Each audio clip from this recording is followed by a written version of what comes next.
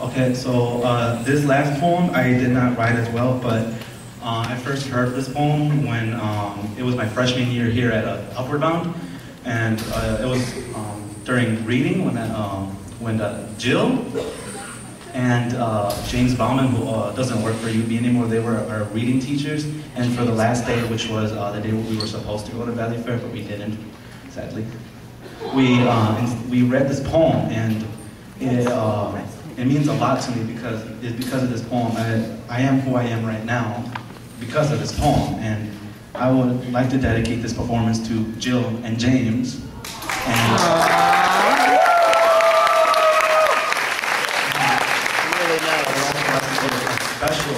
a special dedication to my bridge class of 2011.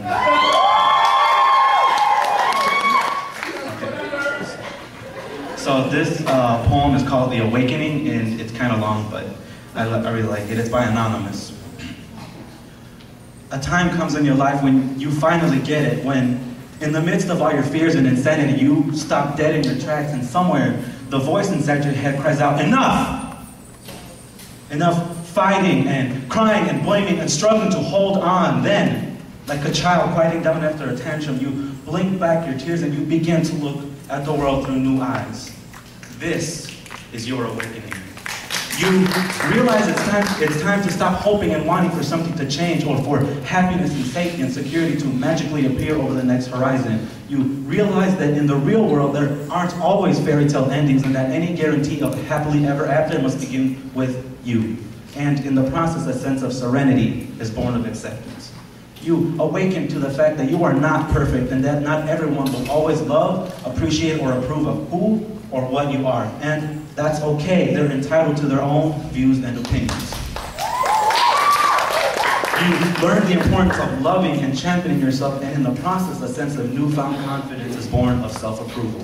You stop complaining and blaming other people for the things they did to you or didn't do for you, and you learn that the only thing you can really count on is the unexpected. You learn that people don't always say what they mean or mean what they say, and that not everyone will always be there for you, and everything isn't always about you. So you learn to stand up on your own and take care of yourself, and in the process, a sense of safety and security is born of self-reliance. You stop judging and pointing fingers, and you begin to accept people as they are and to overlook the shortcomings and human frailties. And in the process, a sense of peace and contentment is born of forgiveness. You learn to open up to new worlds and different points of view, to begin reassessing and redefining who you are and what you really stand for. You learn the difference between wanting and needing, and you begin to discard the doctrines and values you've outgrown or should have never bought into to begin with. You learn that there is power and glory in creating and contributing, and you stop maneuvering through life merely as a consumer looking for your next fix. You learn the principles such as honesty and integrity aren't the outdated ideals of a bygone era, but the mortar that holds together the foundation upon which you must build a life. You learn that you don't know everything. It's not your job to save the world, and you can't teach a pig to sing. You learn the only cross to bear is the one you choose to carry, and that martyrs get burned at the stake. Then you learn about love. You learn to look at relationships as they really are and not as you would have them be. You learn that alone doesn't mean lonely. You stop trying to control people, situations, and outcomes. You learn to distinguish between guilt and responsibility and the importance of setting boundaries and learning to say no.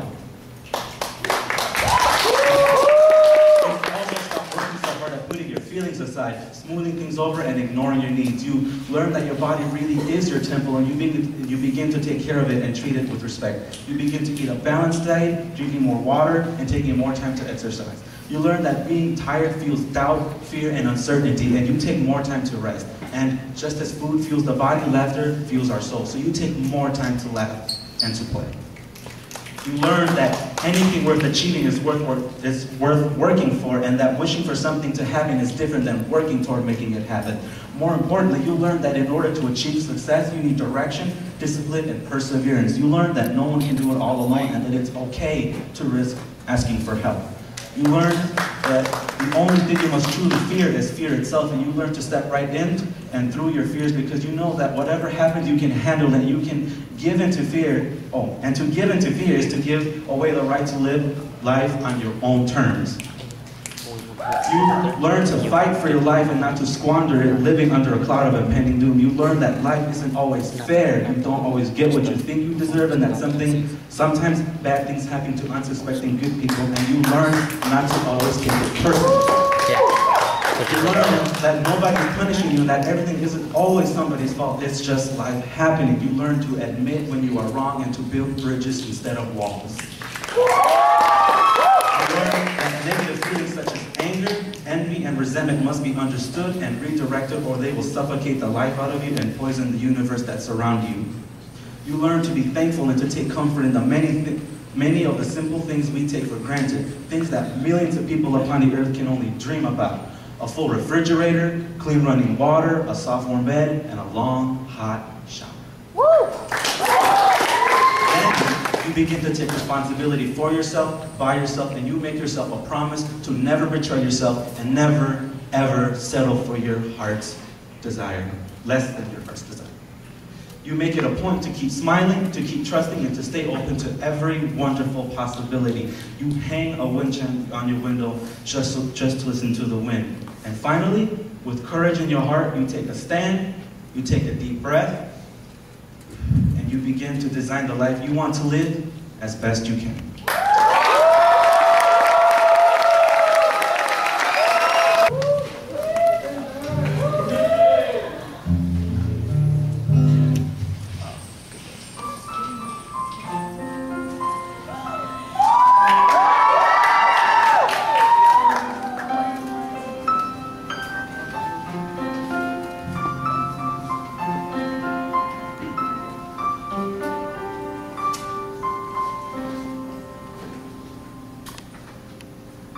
Anywhere you are, I am near. Anywhere you go, I'll be there.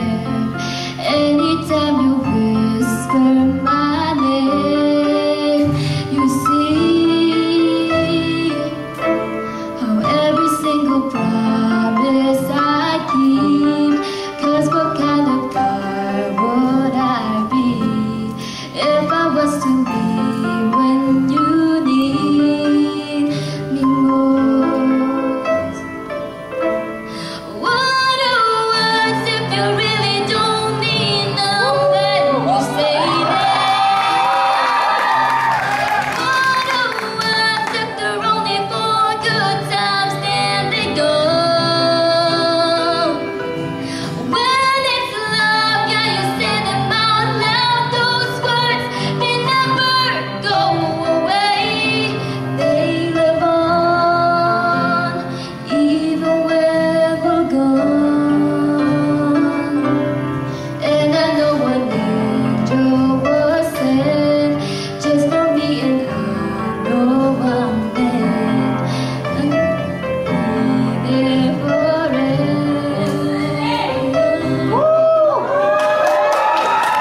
I'll be right beside her tonight, and I'm gonna